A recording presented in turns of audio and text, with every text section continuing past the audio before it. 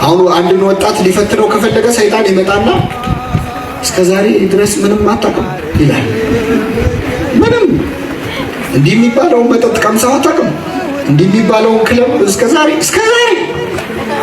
ይላል። ኧረ ኃጢአት ነው ምናምን ከኧረ አይደለም ምንም አትሞት፣ ሞትን አትሞት ይላል።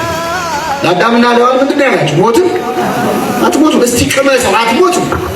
ለአንድ ቀን አሁን አንቺ ምን አለ እስቲ ብትጨፍሪ፣ ብትጠጪ፣ ብትሰክሪ፣ ብታመነዝር ምን ችግር አለ? ለአንድ ቀን እስከዛሬ ምንም አታውቅም እያለ ያሸማቀል። አሁንም ተመሳሳይ ሰዎችን ከንጽህና ወደ ዝሙት ለማምጣት ከጾም ጸሎት ወደ ስካር ለማምጣት ተመሳሳይ ነገር ነው። በተለይ ወጣቶችም በጓደኞቻቸው አሁን እስከዛሬ ይህን ነገር አታውቅም ብሎ ሰው በንጽህናው በድንግልናው እንዲያፍር እስከዚህ ዕድሜ ድረስ ምንም አታውቅም እያለ ሰዎች በዚህ ምክንያት ተሸማቀው የማይፈልጉትን ኃጢአት በጣም ብዙ ወጣት በፒር ፕሬሸር ወይም በጓደኛ ተጽዕኖ እባብ ይዞ አይመጣም እንዳልኳቸው። አሁን አዳዲስ እባቦች ጓደኞቻችን ናቸው። ደግሞ እባብ እንዳትሏቸው ናቸው።